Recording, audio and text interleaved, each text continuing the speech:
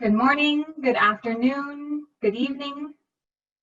Thank you all for joining today for the first Innovation Lab for Nutrition webinar. My name is Hannah Kane and I'm going to be your MC today. As more attendees are joining the webinar, I will begin by going over some of the housekeeping and then I'll introduce our moderator, Dr. Shibani Ghosh. I would like to direct all the attendees to a few functions on this Zoom call. At the bottom of your screen, you should see a chat icon and a Q&A icon. Please use the chat feature to engage in relevant conversation with the other attendees. You can also bring up anything that you would like for me to address or respond to, but please do keep all comments appropriate. If you have a question for one of the panelists, please use the Q&A feature. We have allotted the final 15 minutes of this webinar for Q&A, at which point the panelists will respond to as many questions from the audience as they can. We will not use the raise hand feature on this webinar. I will repeat these technical housekeeping items in the chat throughout the webinar as people may be joining in at later times. Thank you again for joining us today. And now I would like to introduce our moderator, Dr. Shibani Ghosh, who is the director or the associate director of the Feed the Future Innovation Lab for Nutrition. Dr. Ghosh, over to you.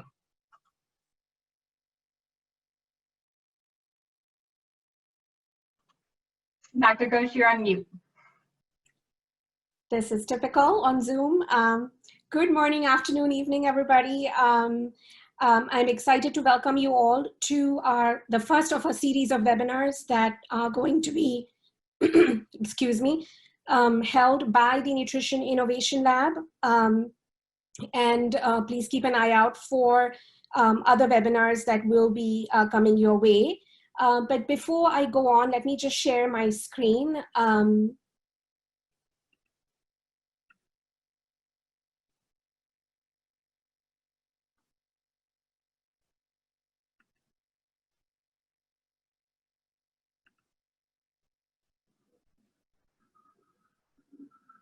Hannah, just to confirm, you're seeing the screen? Perfect, thank you. Yes. So the first of our webinars is going to be on aquaculture-horticulture, pathways to improve income, diet diversity, and nutrition. But before we jump into that, let me just give you a little bit of a background. The Nutrition Innovation Lab is a USAID program that is supported by the USAID Bureau for Resilience and Food Security. And it is one of over 20 innovation labs that works across the globe, focusing on research and capacity building. The mandate of our lab is to focus on doing research and capacity building in the areas of agriculture, nutrition, and health. And as you can see from this map, we are active in over 10 countries in sub-Saharan Africa and South Asia. We have a series of global and local partners. Our core partners in the United States are Purdue University, Harvard School of Public Health, Johns Hopkins, Tuskegee, along with University of Georgia, Georgia State, Cornell. In terms of the seminar itself and order of business, this was just my brief introduction because we have very little time. We want to make sure we give time to our speakers to talk about our work in Bangladesh. And first is going to be Patrick Webb, who is going to be talking about the research project itself and the findings. Patrick is the director of the Nutrition Innovation Lab. He will be followed by Robin Shrestha, who will be presenting findings on the cost effectiveness of a specific sub-study that was done on innovative value chain technologies within our Bangladesh project. And then we will return back to Patrick Webb, who will present the preliminary findings on food safety concerns and demand for processed packaged foods. As Hannah has already mentioned, we will have a Q&A, which will be moderated by Hannah. We hope to have the last 15 minutes of this hour for the Q&A. And I'm going to hand over to Patrick. The floor is yours.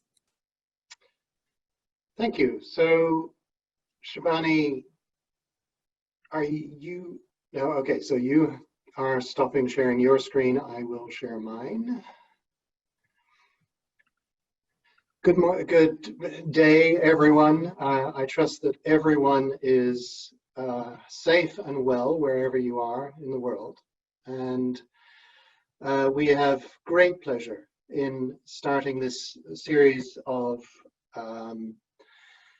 seminars, webinars that are intended to share both published and preliminary findings from work across the world in which the Nutrition Innovation Lab has been working with so many important partners to further understanding of key issues that relate to the linkages between agriculture, primarily agriculture, and nutrition.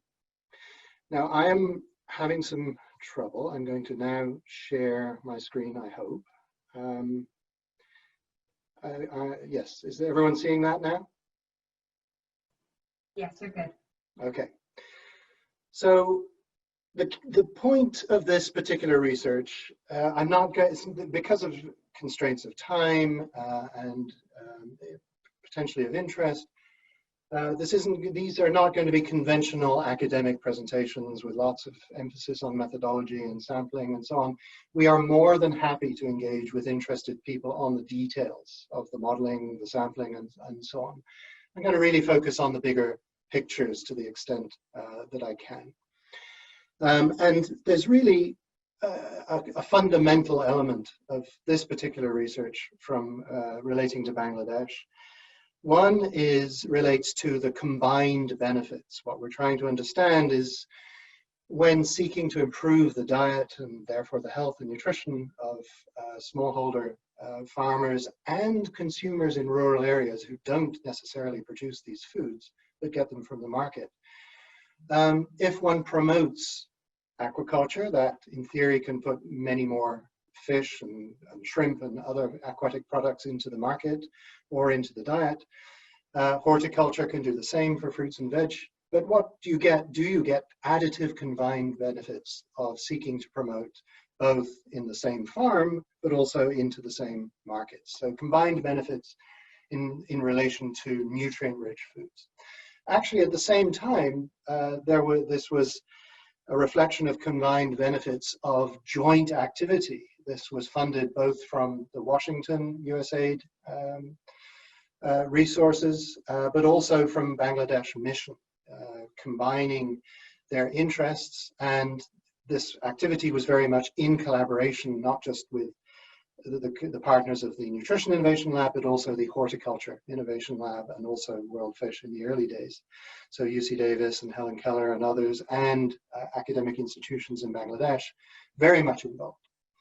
UC Davis was particularly focused in that second question around the costs and constraints relating to uptake and scaling and profitability of various value chain technologies, innovations aimed at reducing the perishability and improving the net returns from nutrient-rich foods, be they on the fish side or the horticulture side. I'm actually not going to spend much time at all on the food safety and the processed packaged foods questions. We have so much more that we can talk about. That will have to be for another day. The research approach, this is based on a panel survey, repeat panel of the same 3,000 plus households. This is in the southwest of Bangladesh, in the zone of influence of Feed the Future.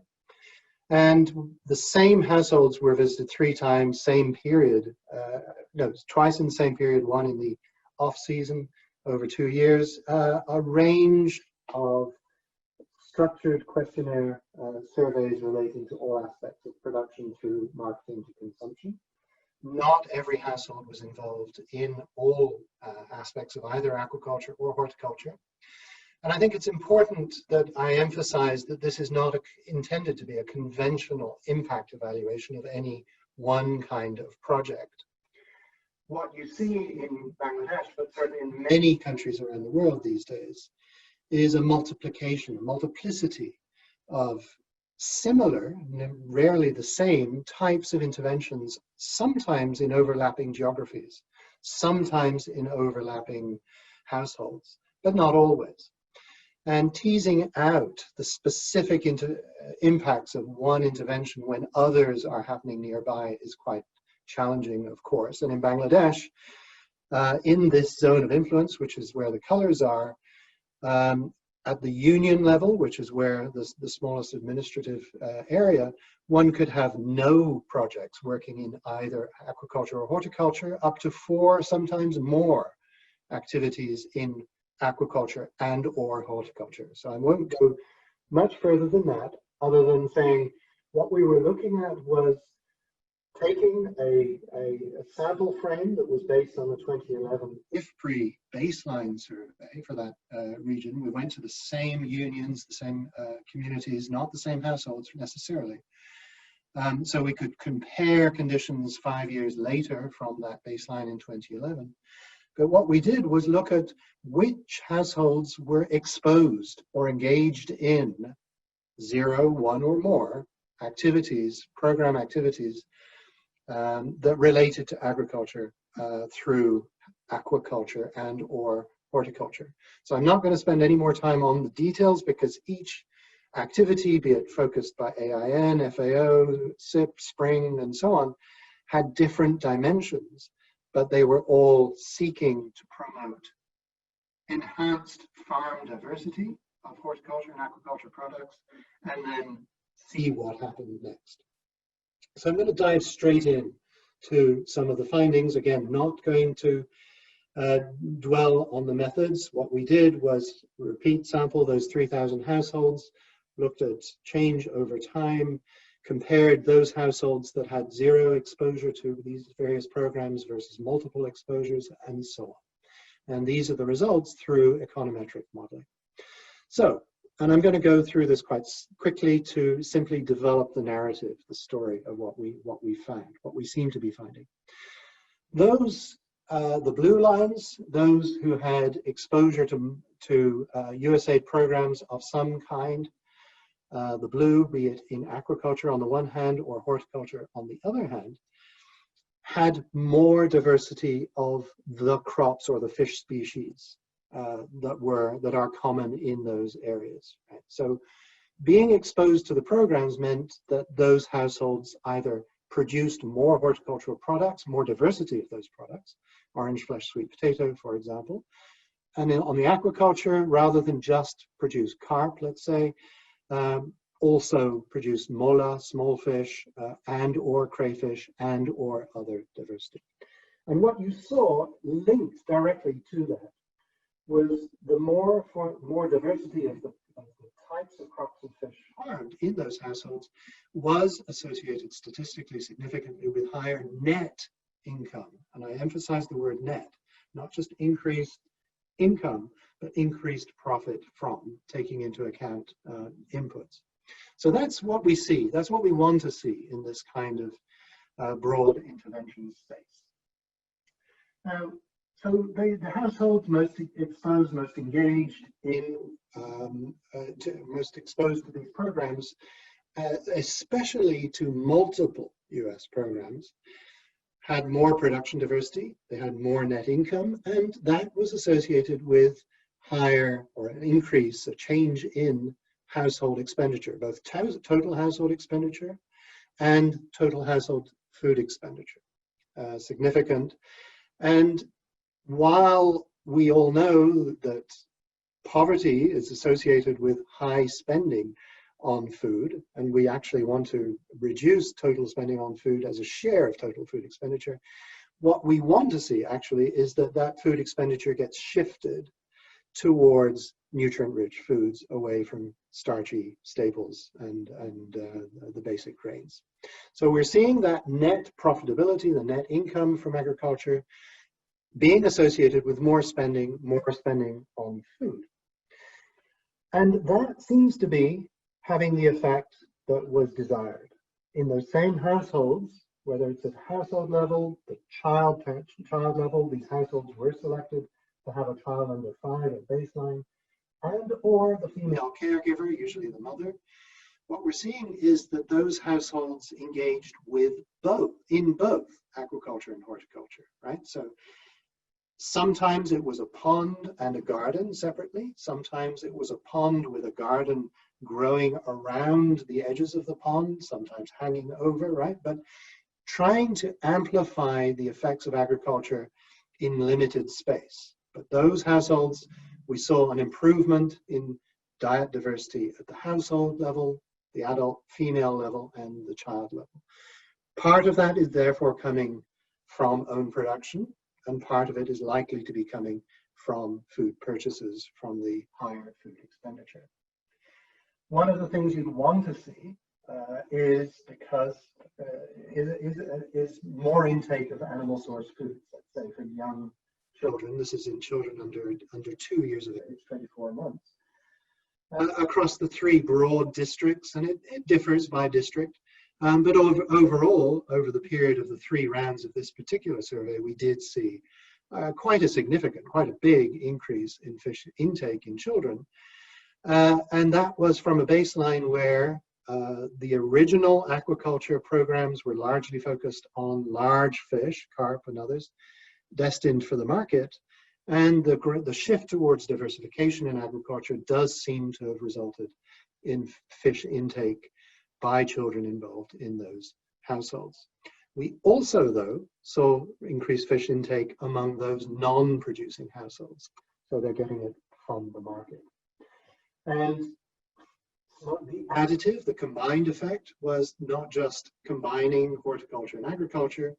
Those households exposed to multiple kinds of USAID programs that related in one way or another to these farm diversification activities. We see small fish. Small fish, they're the even more nutrient-dense ones, more likely to be consumed at home. Quite a strong increase there. Multiple exposure to programs in terms of small fish consumption over those 3 years by children and adult caregivers in those same households. The reference in each of these cases being not exposed to any of these particular programs.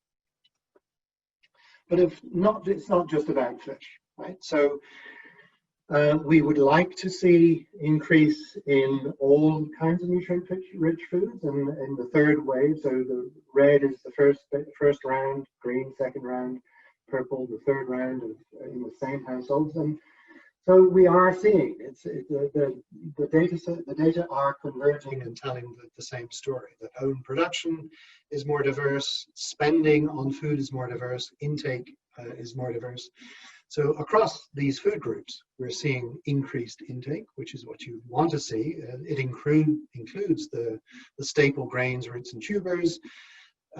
Fish, yes. There was also increase in meat, eggs, dairy. Fruits and vegetables, yes. We saw that increase. So what is happening over time, including non-producers in this case, right? This is across the 3,000 households.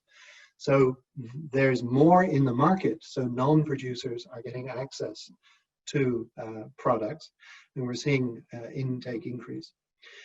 The one negative is the red circle that I've put across the top there, other, oils, snacks, sweets, processed packaged foods, sugar-sweetened beverages. I'm not going to dwell on that for lack of time. We may have a separate seminar later in the year on this. But what we are seeing, in addition to more purchase and intake of nutrient-rich foods, we're seeing an increased purchase and intake of processed packaged foods, sugar-sweetened beverages, and other products that maybe we should be a little concerned about. These are in rural, quite remote markets, not just urban areas. If you have questions about that, we can certainly come up. Animal source foods are not just fish, as I mentioned. It's fish, meat, eggs, dairy. What we were able to do, because of the 3 rounds, was to take a look at some recent work that was done by IFPRI, which was looking at demographic and health survey data across the world. Derek Heady and others showed that animal source foods were associated with reduced stunting and improved linear growth in an association, a cross-sectional way, but they also found that 2 different kinds of animal source foods in the diet had a much stronger effect than just one. Now, we found that in 2 ways. First, that children consuming 2 different types of animal source food in the previous 24 hours had significantly less stunting and higher length for age z-scores. That was yesterday, the previous 24 hours. But we were also able to show that doing that 6 months prior, so the continuity of diversity in the diet and quality of the diet over time matters, right? It's not just the immediate 24 hours. Growth is a cumulative thing that happens over time. So to improve quality of diet, you want that diet quality and diversity to improve over time as well. And we're seeing that. We're seeing that animal source foods, agnostic to the type of food, yesterday and 6 months ago was associated with stunting and better animal growth, better child growth. So the summary slide here. Again, we're agnostic to the type of program. They included various elements of promotion of aquaculture, horticulture. Some included WASH activities, some promoted market access and literacy, some had SPCC. But exposure to more programs relating to these different elements did, and everything here is statistically significant across these 3 rounds, 3,000 households, did increase the diversity of farm production, which led to market engagement, more market engagement, which means more sale of those products, but at the same time was associated with higher dietary diversity at all the levels, household, mother, and child. Very significant. That market engagement was associated with income growth, so profitability from sales, net, but also net food expenditure. And so part of that improved diet diversity was coming from own production, but part of it was from the market. And we particularly were pleased to see that there was small fish, fruit, veg, and animal source food intake increases across the board. And we were able to link that with a reduced likelihood and reduced risk of stunting, especially when we were looking at dairy, meat, eggs, obviously fish as well, when you control for potential confounders of wealth, education, water, and so on. So this is actually very strong and very good to see. This is strong evidence, not that the perfect project by design results in the kind of behavior, the kind of outcomes you want to see, but exposure by households and uptake of a variety of resources from information and services and inputs can result in improved agricultural production and productivity that results in the win we want to see, which is improved diets and child stunting. So findings so far, positive multipliers from these combined concentrated investments by geography and over time. I emphasize that time matters. These elements don't happen quickly. These combinations need to reinforce each other by geography and time. So we have to think about, do we seek to expand coverage by separating all projects, or do we seek to enhance and aggregate the effects by at least allowing some overlap over time? SPCC, we did see that through information I didn't present on this, but promotion of orange flesh sweet potato, but also promotion of small fish intake by children as well as dairy, does seem to have had some contribution to enhancing diets. There's much more to be done on that. Have to emphasize, of course, horticulture products are common across Bangladesh. Aquaculture is not, because aquaculture, pond aquaculture, requires a pond and good management. And those most successful households in aquaculture were more educated, had more income to invest, they were less poor, they had more labor, and they were self-trading. They had access to a tuk-tuk or a motorbike or a truck to sell their products at more distant markets, not at the farm gate, to get more income. That requires information flows and so on. That said, I think we can say already that farm diversification through a variety of mechanisms can impact stunting with access to markets, right? There's been some literature recently suggesting that farm diversification will only impact stunting where you are not, you have little access to markets. What we're finding actually in this case is it's the opposite.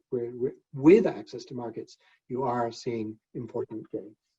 So I'm going to stop there, hand over to Dr. Schrescher to talk about some of the supply chain technologies that were tested in the context of this study, but in a small subsample of households in this same region. So I'll take it over to you, Robin. Thank you, Patrick. I've got to stop sharing my screen.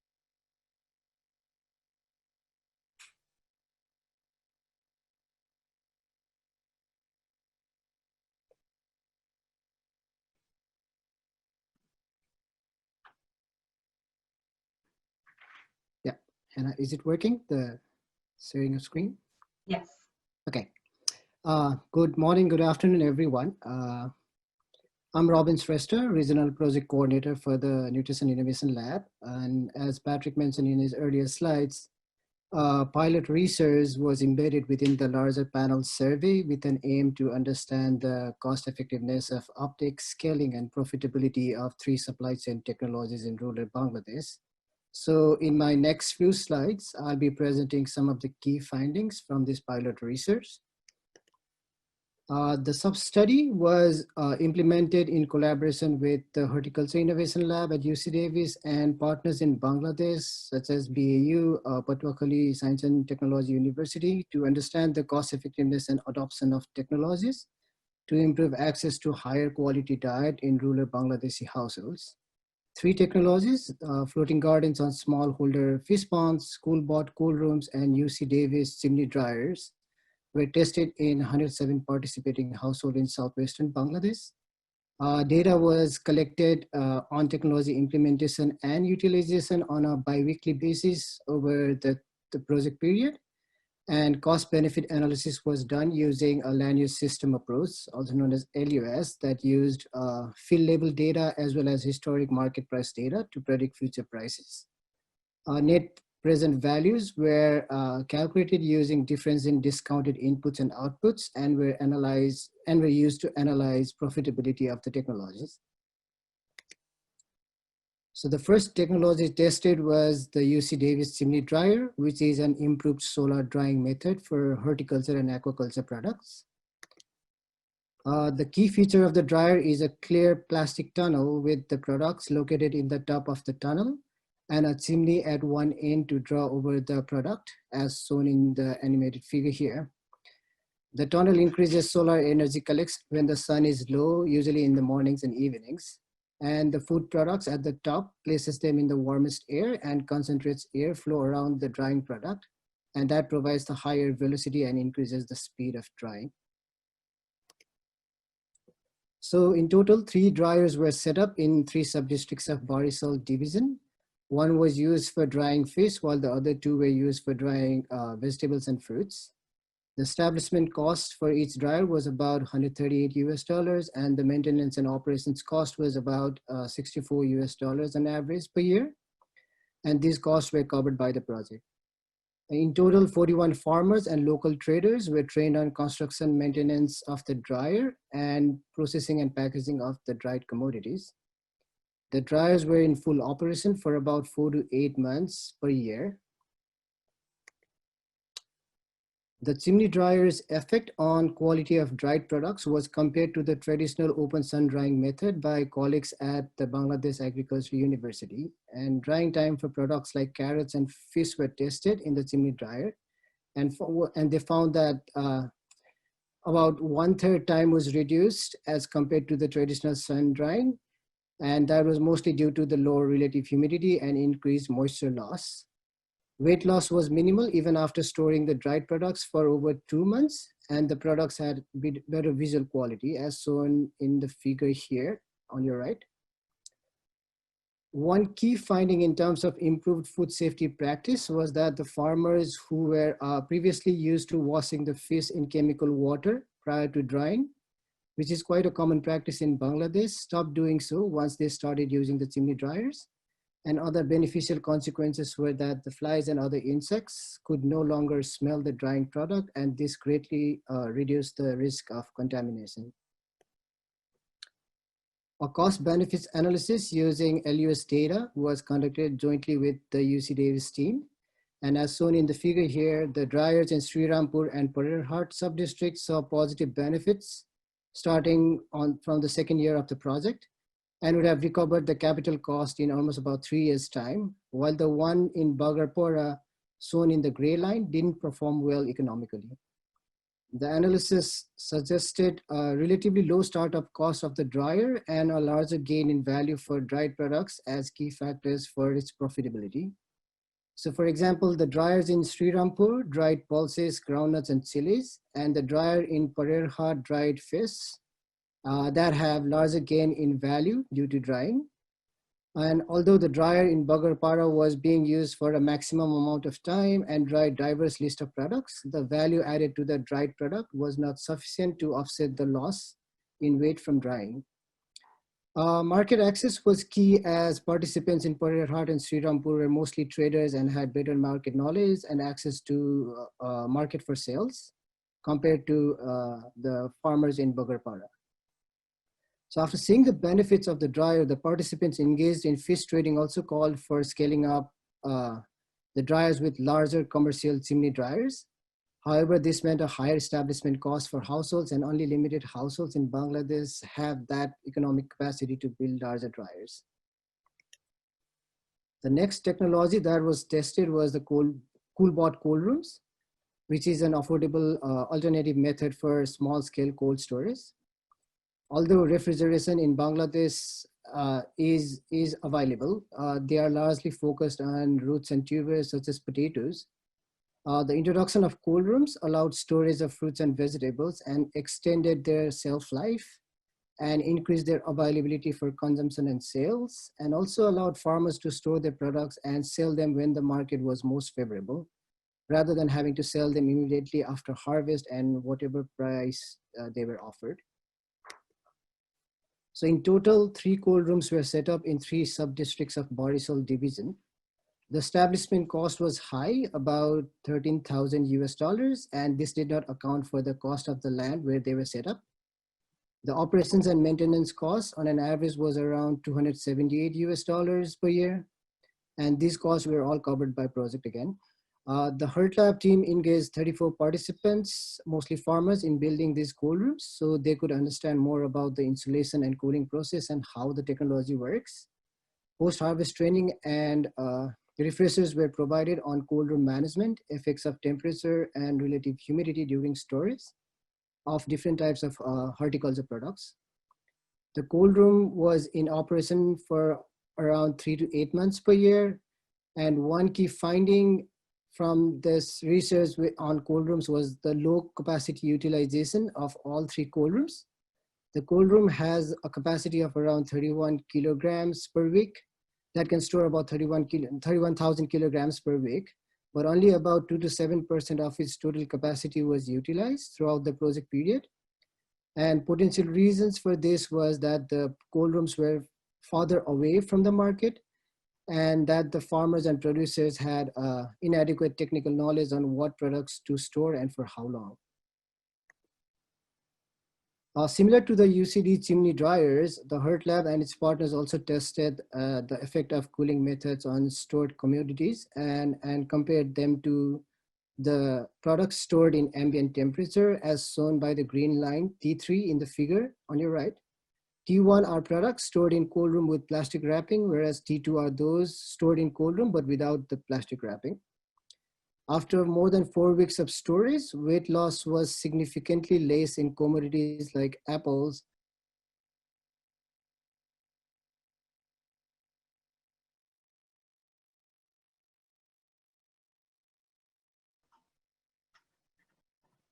Robin, it seems that your connection has been paused for just a moment. Tested and were, oh. Could you please repeat the past 10 seconds or so? The same slide even? Yes. Okay, yeah.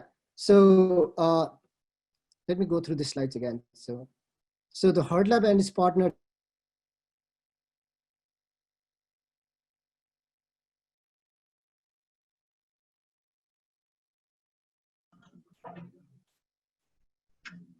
Robin, I'm sorry, it seems that your connection has been paused again. We're going to give just a moment for Robin's or Dr. Shrestha's presentation to begin again. Just as a reminder, you can use the Q&A feature to ask any questions to the panelists. We will allot the last 15 minutes of this webinar to answer some of those questions. Dr. Webb is responding to some of those questions inside the chat, but if you ask them inside the Q&A feature, we'll also respond to them live at the end. Dr. Shrestha, could you see if your video is working again? If not, maybe I would just carry on from where he left off. Yes, Dr. Webb, that sounds good. It looks like Dr. Shrestha's connection might have been lost.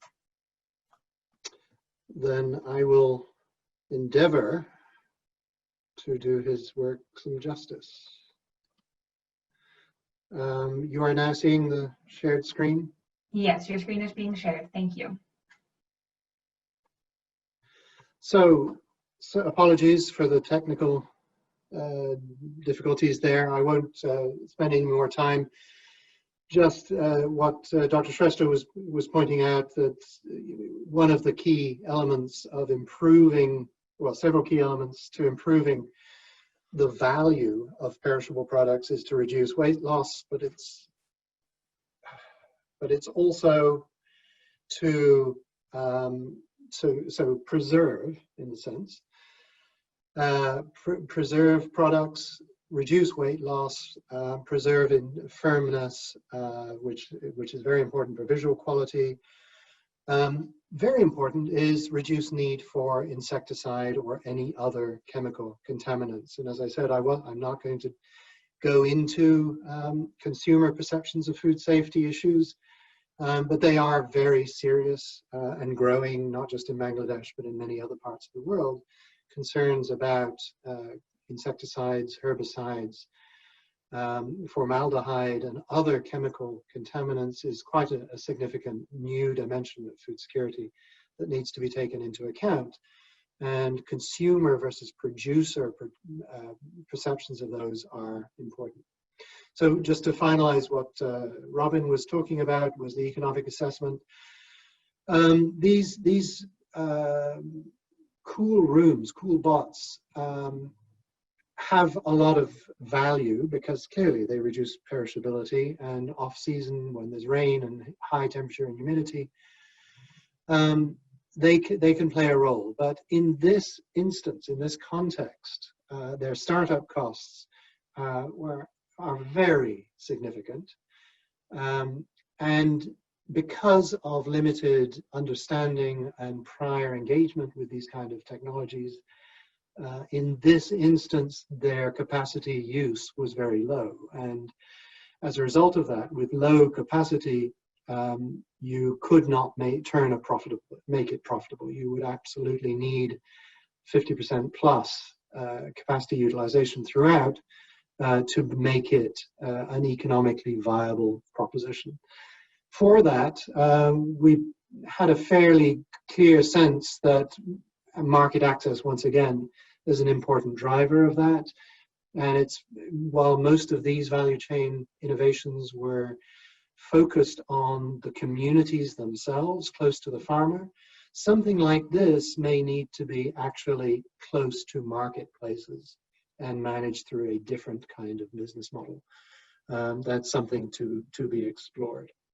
The third activity, not entirely novel, floating gardens have been around in Bangladesh in various forms, traditional hyacinth-based and vine-based floating gardens for some time.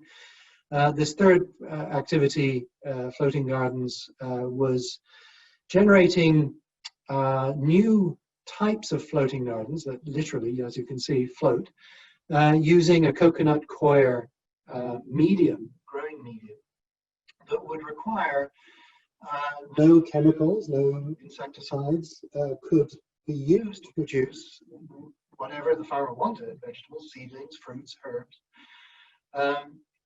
on ponds. A different approach, one additional approach to combining aquaculture with horticulture. This was tried with about 40 farmers. It was about $120 to set up one of these floating gardens with some maintenance, not insignificant. That said, the relatively low startup cost was more or less feasible.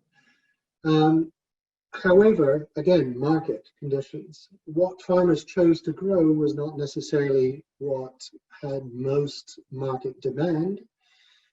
Certain herbs would probably have been preferable to certain vegetables to be able to generate profit.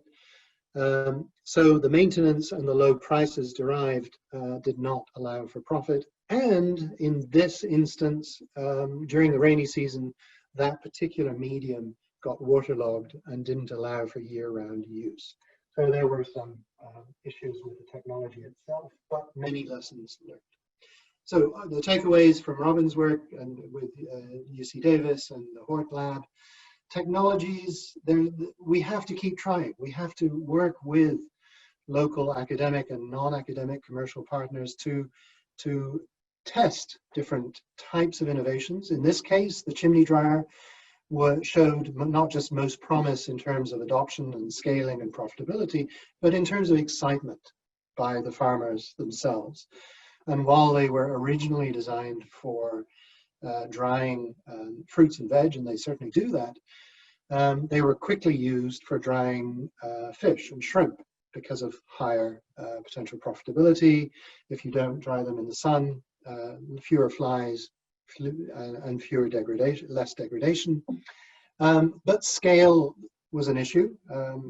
All the farmers, all the communities involved said, these are great, but we want them to be 10 times bigger. Right? These were designed to be quite small for small groups of farmers, but there was an immediate reaction. No, for this to work, it has to be at a larger scale of technology. So many insights, many things to explore further in this domain. Final thoughts overall, not just from the technology innovations, but investments in agriculture, yeah, they still matter. The idea that we're done. No, exploring these issues we're far from that. We're now seeing an exponential rise in solid, empirical, rigorous studies that document how different investments in agriculture can translate through value chains to improved net incomes, improved diets, and nutrition outcomes. In this case, improved diets, increased animal source food consumption and horticulture products, as well as other foods, all contributed to sustained diet quality and to reduce stunting, even in the context of secular decline in stunting across Bangladesh.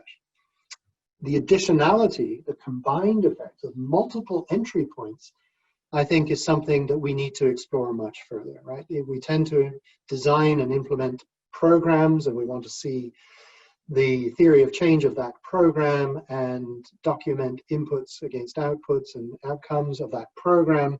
But in fact, households don't work by programs. They work by testing and dipping into and out of various activities and resources and services that they find useful. And what they find useful may vary over time and space. So the reinforcement of messages through multiple activities, overlapping, building, combining, seems to generate not just knowledge, but an appetite for more at the household level, an appetite for innovation. And I think we need to think more carefully about this, how to promote consciously integration and cumulative effects of various kinds of programs that were originally intended to be freestanding and unfortunately siloed. Market literacy, credit access, all of that matters. But going forward, we need to build on these successes. We need to go even further to look at the cost effectiveness of innovation uptake, as we've started here with these technologies. There's a very big difference between setup and startup costs and maintenance costs. There's a big difference between income and profit, so net income from engagement. We need to know much more about how farmers, the drivers of uptake and scale at the farmer level and across whole regions. The time of delivery of interventions to achieving specific nutrition outcomes, we need to be a bit more careful, a bit more articulate about expectations.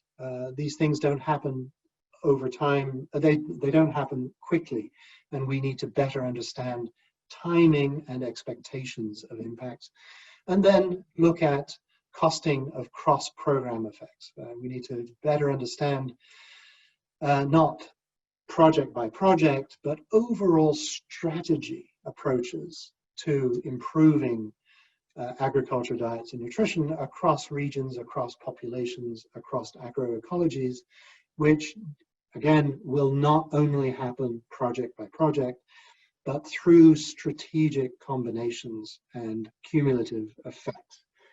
We're very grateful for the strong support from our various US government partners, our partners in Bangladesh. This work continues. We will have many papers coming out of this activity. We're happy to engage with those of you who are interested in this work further going forward. But with that, I will stop, say thank you, and hopefully answer some questions. Thank you so much, Dr. Webb and Dr. Sresa, for your presentations. Dr. Sresa is back with us, so we will go over questions, and both Dr. Webb and Dr. Sresa can answer. I'm going to go through the Q&A now, and we have a question to both you, Dr. Webb and Dr. Sresa, about providing any additional details that you might know about goat farming in this aspect. Goat? Correct, goat farming. Interesting question, but so we would have to explore the data. We have a very detailed data about what species of livestock were produced. We're being held by these households and the kind of products produced. We certainly saw goats and sheep. But that's not something I've focused on in the analytical data, since none of these programs were focused on goat production. But it is certainly something we could look at. I certainly know that the USAID mission there in Bangladesh is very concerned, not concerned so much as sees great potential for building not beyond aquaculture, for looking at livestock, ruminant, small ruminant and large ruminant livestock production as an area that's underexplored and underexploited in Bangladesh, which could further enhance the availability of milk, dairy, and meat in those communities. Thank you so much.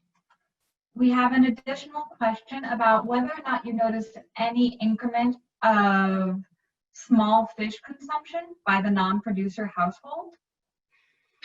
We did. There were a small amount. We still have to look at that more by location, because where small fish were sold, they tended to be sold on more local markets. It was the larger value-added fish, the large fish, the carp and the crayfish and the shrimp, where that was included, tended to go to the more distant markets, by which I mean 10 kilometers up to 25 kilometers distant from production. The additive, the diversification of aquaculture tended to be a shift from single fish grown to full capacity, harvested once and then start again, the traditional model, to polyculture, where you combined in the same pond 2, 3, 5 different types of fish, and there was harvesting ongoing on an ongoing basis. So where a farmer decided to sell large fish, they would go in, catch the large fish and put everything else back in and send those to a distant market. Where it was more for own consumption and local sale, it was more a diversity of the smaller products. So yes, they were ending on the market, and yes, we were seeing a small increment in fish intake among non-producers, not nearly as significant as those among producers. But it's getting into the market, and so you do want to do both. You want to enhance the diet of the producers, but also the non-producing rural poor households in those same locations. Thank you. And we actually have a question that kind of bounces right off of that. So since we want to promote all these different commodities, how do we integrate all those subsectors in targeting a single household? All right, well, that's the great question. That's a $6 million question, right? I think we should avoid believing that we can do everything.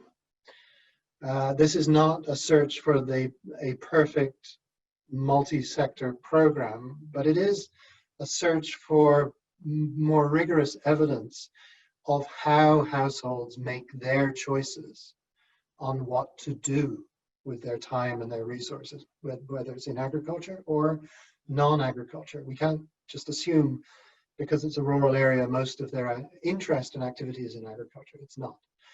So the goal has to be better informed about the diversity of options for income sources and food sources for these kinds of households, and the constraints. What are the hurdles? If they wanted to diversify production, what are the hurdles? Is it information? Is it technology? Is it credit? Is it not understanding market opportunities? Right? It's usually all of the above. And different interventions can be done to fix different problems in different places.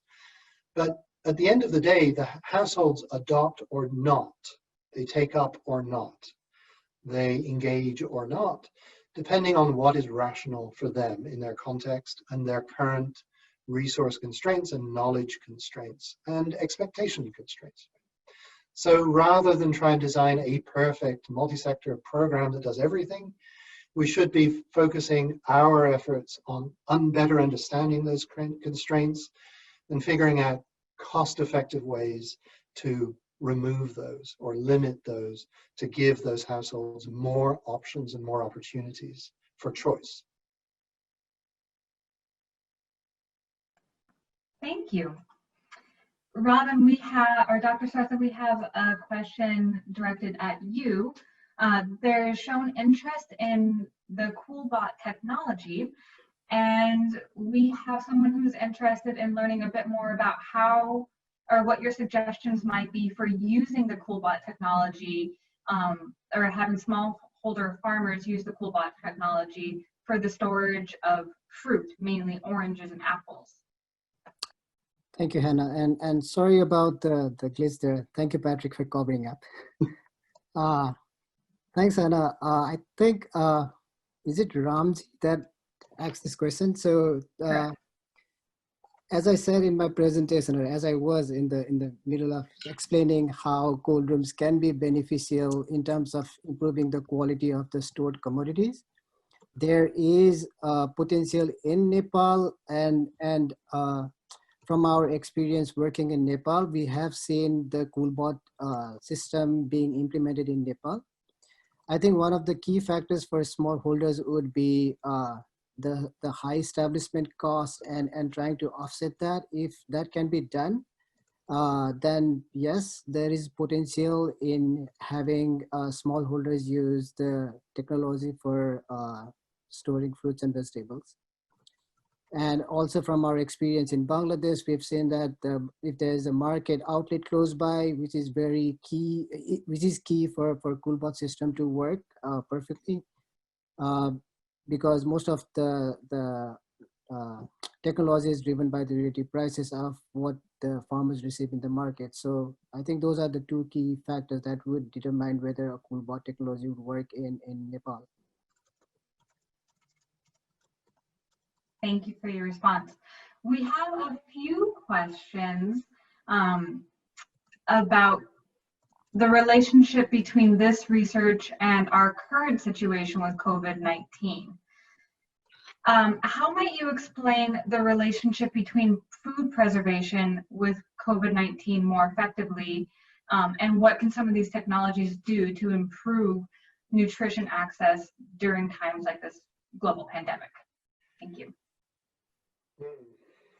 Yeah, a very pertinent question, and it does relate to some of the food safety concerns that I was alluding to, that consumers already, smallholder consumers are already expressing.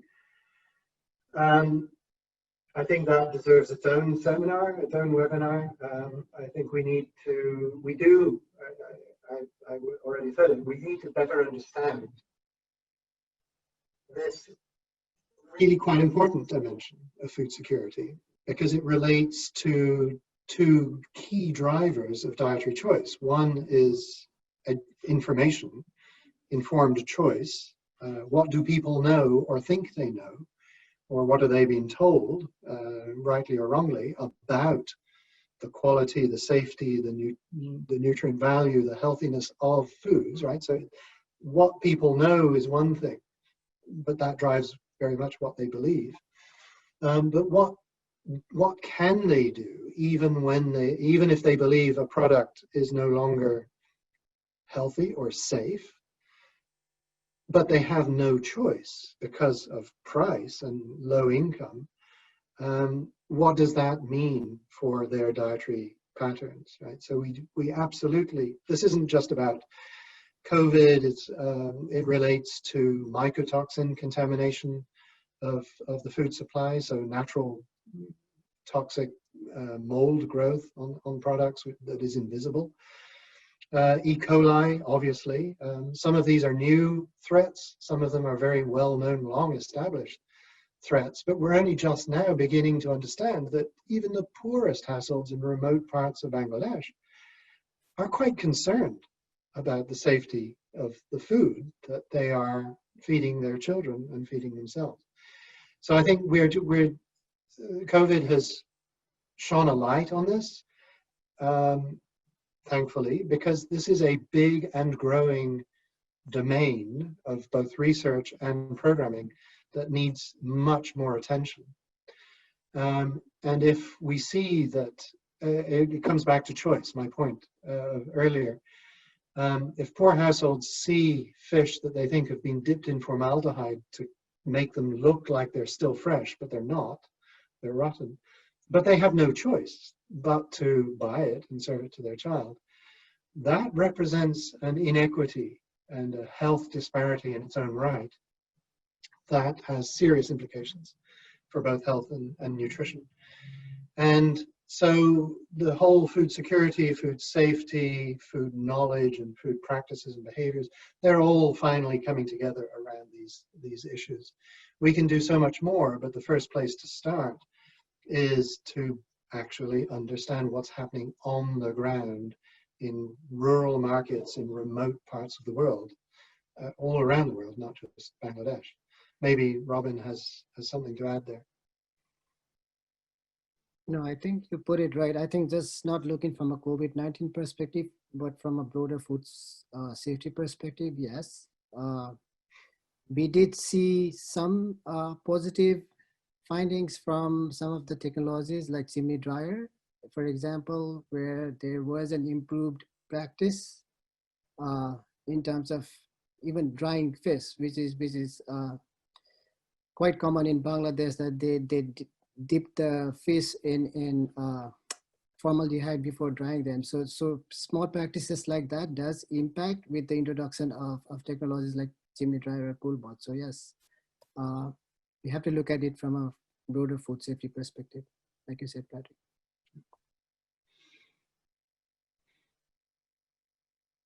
Thank you so much. And it looks like we have Dr. Ghosh who would like to respond to a question live about how much of the food ended at the local level rather than exported to other areas of Bangladesh. Hannah, my apologies. I was trying to type an answer to Florence Iqbal. I think Patrick has already done that. So I just pressed the wrong button, so apologies. But I believe Patrick has just responded to Florence in the chat box. Okay, not a problem. Thank you. We might be able to squeeze in one more answer to a question, and I'm trying to summarize. Multiple people have asked about the customer base. So all this food is being produced, but how is it going to be promoted, and exactly who is the customer base? Kind of like Florence was just saying, is it the greater area of Bangladesh, or is it more local area, and are you promoting to individuals under 15, and how is it going to be just all of that? Okay, well, I would turn that around slightly. Where promotion was focused was on the producer base, right, to diversify the supply side and encourage the producer to consume more of the nutrient-rich foods, more of the diversity themselves, not just buying it from the market. When I say distant markets, I don't mean the rest of Bangladesh. As I said, we're talking 10 to 20 kilometers, hinterlands around the production areas, so not far, not even large towns. Some of the larger fish will make its way to the larger towns, but we're talking rural marketplaces. And the products were all already local. None of these were new introduced types of fish or parts and veg. So it wasn't about promoting demand in the marketplace. This was responding to, ideally, hopefully, pent up demand for these products and generating supply that non-producers would be able to access. So none of this was about introducing new species or new animals or new crops. It was about how to enhance the availability through enhanced supply. Promoting consumption or feeding of these kinds of nutrient-rich products by adolescent girls, pregnant, lactating women, and children under 2, that part of SBCC still needs to be supported across the board, not just consumers or producers, but across the board. And that's part of the information base, the information constraint that we want to overcome. I will stop there because obviously we're out of time, and I'm really grateful for all the interest and all the questions, really important questions that people are raising. Thank you. Thank you so much for all of your responses. Yes, thank you. And there are so many questions that are still remaining to be answered. We will continue this conversation. We will also have this webinar live, or we'll have it put up on our website later. And hopefully we can continue this discussion there further. Dr. Ghosh, would you like to say some closing words?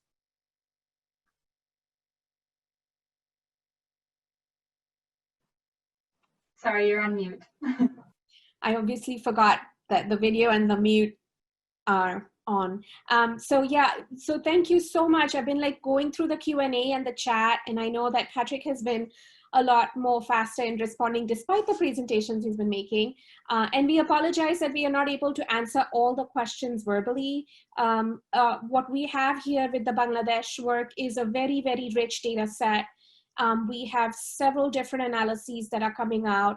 And we really will continue sharing with all of you. And thanks again, everybody, for joining. We will be hosting several webinars as we move forward over the next 6 months. And in some of these webinars will be co-hosted by our colleagues at USAID Advancing Nutrition. So please keep an eye out on your mailing list, either from us directly or from AgriLinks or from USAID Advancing Nutrition. We hope you will join us to listen to the research findings of some of our other projects. So thank you, everybody, for joining us today. And with that, we will end this session. Thank you.